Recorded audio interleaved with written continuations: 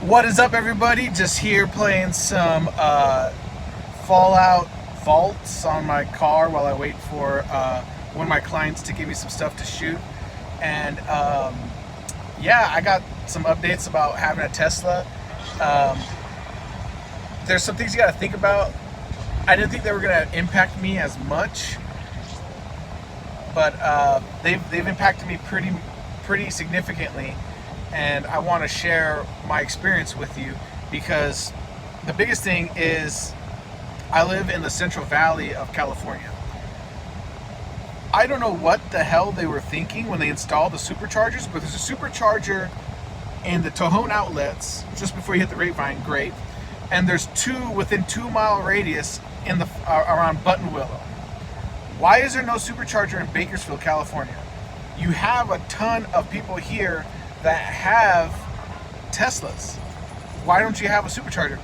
I went to this charging station over there by Panera off of California, something like that, and they don't have the hookup to plug into the Tesla. So I had to brave it. And luckily, I didn't get stuck anywhere. But basically what happened was I was planning to charge about 15-20 minutes at that station to get as many miles as I could because I had to head somewhere out of town real quick. And I couldn't because they didn't have the right things. So luckily I barely made it. But it's still nerve-wracking because why you have a populace of about 500,000, a little bit larger, and there's no supercharging station, only on the 5 and on the 99, which they combine, but like about 30 miles, 20 to 30 miles out of town. I'm pretty sure there's some locations either on the north or south side of town that Tesla could build some superchargers at. And I don't know why they don't do it. I think that there's space there, there's opportunity there. Maybe they're waiting for someone to do it, put the money down, but it doesn't make sense. You know, there's nowhere to charge a Tesla if you need a quick charge. So I'm going to be installing my wall charger here pretty soon. I was kind of waiting to just try to upgrade my electrical panel before I did that because the mileage per hour is based off of what kind of circuit breaker you have, and the one that's in my garage is only a 20, so I only get about 20 miles per hour, which is still better than the 5 I'm getting now, but it's a little nerve-wracking. So do I regret buying my Tesla? No. But it's a lot more work than I anticipated, which is a little disheartening, you know, especially since I didn't get the beta. You know, it's so annoying too when you're driving and the thing asks you to turn the wheel every 30 seconds. Really?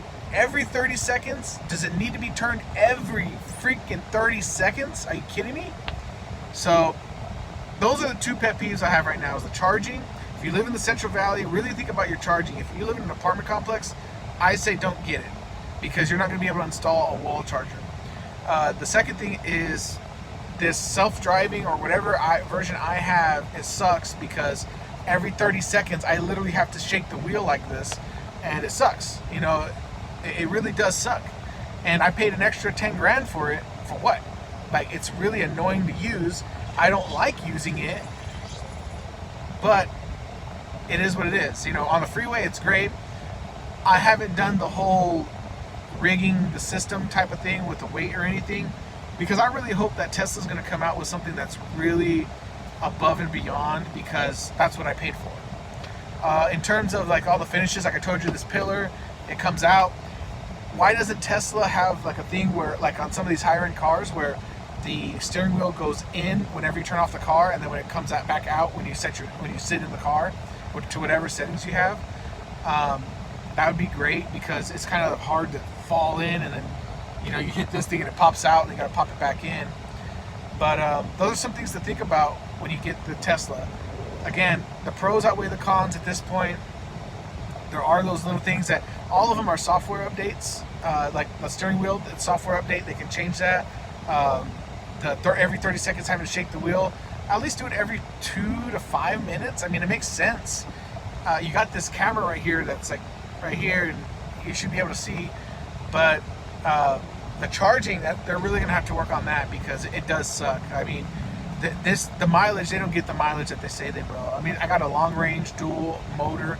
It gets nowhere near what it says that it's going to, but it's not an issue.